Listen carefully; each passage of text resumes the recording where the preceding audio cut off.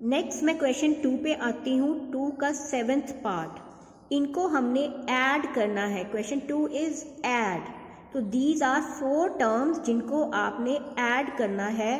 तो ऐड का मतलब है आपने इनके बीच में कॉमा की जगह प्लस का साइन लगाना है।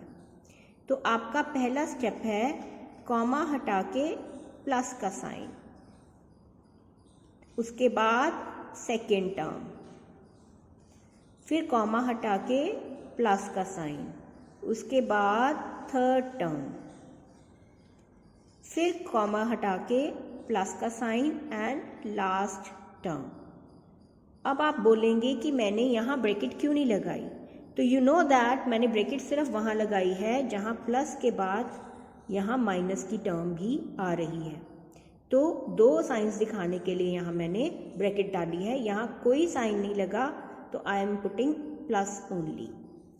Now we will convert into single sign और आप मुझे बताएंगे कि यहाँ कौन सा साइन लगेगा। You know that plus and minus becomes minus का साइन ओनली। तो यहाँ माइनस का साइन लगेगा and your term will be there.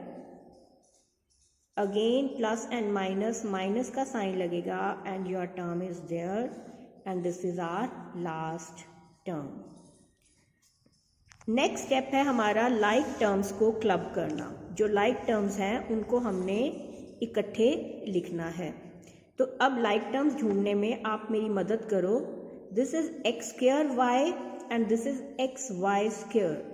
They both are not like terms. तो इसकी लाइक टर्म्स इन तीनों में से कौन सी है? Yes, you are right, this is it's like term, क्योंकि दोनों में x की पावर 2 और y की पावर 1 है। तो आप इनको इकट्ठे लिखोगे।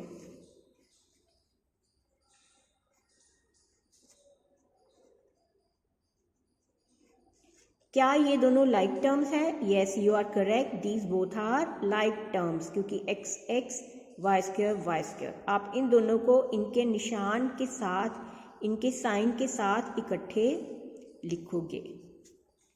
Now will do the integer part. Integer part क्या कहता है कि वही रूल्स इंटीजर वाले फॉलो करने हैं हमने, एडिशन सब्ट्रैक्शन वाले।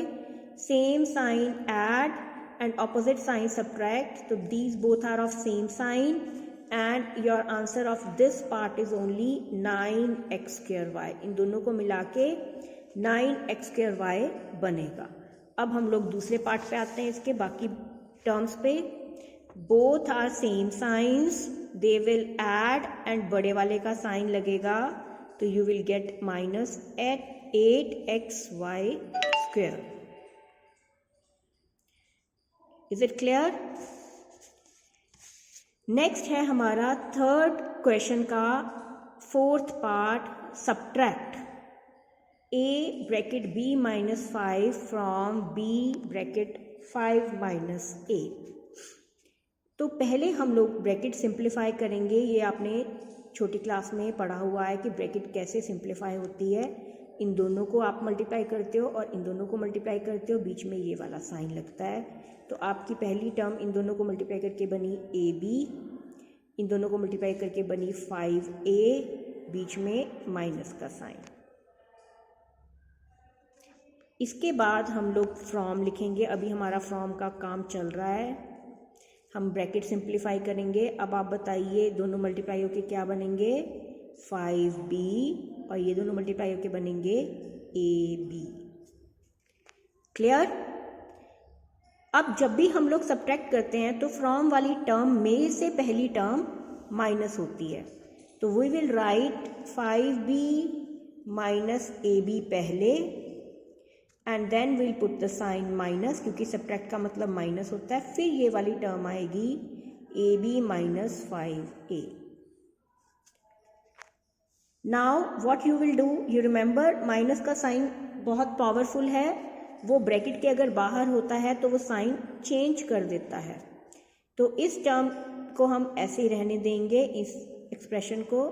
इसके साइन हम बदल देंगे, ab का माइनस बन जाएगा और 5a का प्लस बन जाएगा। अब हमारा लास्ट स्टेप रह गया कि हमने लाइक टर्म्स इकट्ठी करनी है। तो क्या आपको b अकेला वेरिएबल b वाली कोई और टर्म नज़र आ रही है? No, this is only one term. क्या आपको वेरिएबल a वाली और टर्म नज़र आ रही है? No, this is only one term present hair.